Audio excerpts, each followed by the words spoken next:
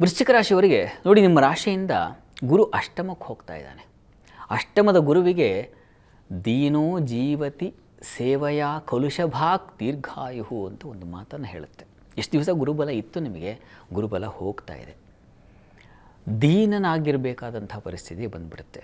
ಹಣಕಾಸಿನ ವಿಚಾರದಲ್ಲಾಗಬಹುದು, ಬೌದ್ಧಿಕ ವಿಚಾರದಲ್ಲಾಗಬಹುದು, ಮಕ್ಕಳ ವಿಚಾರದಲ್ಲಾಗಬಹುದು, ಪರಾಶ್ರಯ, ಇನ್ನೊಬ್ಬರನ್ನ ಅಧೀನವಾಗಿ ಇಟ್ಕೊಂಡು ಅವ್ರು ಹೇಳಿದ ಹಾಗೆ ಕೇಳಿಕೊಂಡು ಬದುಕಬೇಕಾದಂಥ ಪರಿಸ್ಥಿತಿ ಬಂದುಬಿಡುತ್ತೆ. ಒಂದು ಹಣಕಾಸಿನ ವಿಚಾರ, ಮನೆಗಳಲ್ಲಿ ಎಷ್ಟು ದಿವಸ ಹೇಗೋ ನಾನು ನಡೆಸ್ತಾ ಇದ್ದೆ, ಆದರೆ ಈಗ ಹಾಗಲ್ಲ, ಎಲ್ಲರನ್ನ ಕೇಳ್ಕೊಂಡು ಮಾಡಬೇಕಲ್ಲಪ್ಪ, ಇಂಥದ್ದೊಂದು ಪರಿಸ್ಥಿತಿ ಬಂದುಬಿಡುತ್ತೆ.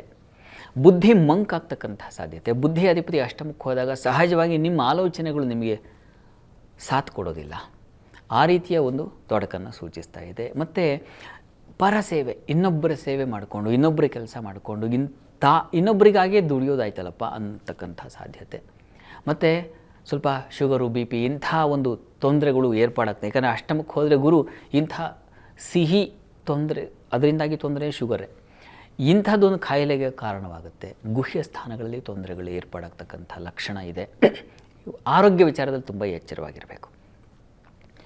ಅಕ್ಟೋಬರ್ ನಂತರದಲ್ಲಿ, ಅಕ್ಟೋಬರ್, ನವಂಬರ್, ಡಿಸೆಂಬರ್ ಈ 3 ತಿಂಗಳಲ್ಲಿ ನಿಮಗೆ ಭಾಗ್ಯಕ್ಕೆ ಹೋಗ್ತಾನೆ. ಆಗ ತುಂಬ ಚೆನ್ನಾಗಿದೆ.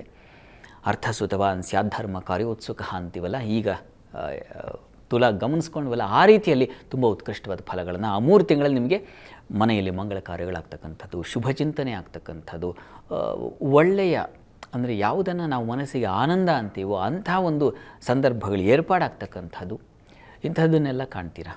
ತಪ್ಪದೇ ಗುರು ಸೇವೆಯನ್ನು ಮಾಡಿ, ಕಾಯ ವಾಚ ಮನಸ ಗುರುಗಳ ಸೇವೆ, ಗುರುದರ್ಶನ, ಗುರುಕ್ಷೇತ್ರ ದರ್ಶನ, ಯಾವುದಾದ್ರು ಕಡಲೆ ಮತ್ತು ಬೆಲ್ಲ ದಾನ ಪ್ರತಿ ಗುರುವಾರ ಕೊಡ್ತಾ ಬನ್ನಿ. ಅದು ತುಂಬ ಸಹಾಯವಾಗುತ್ತೆ.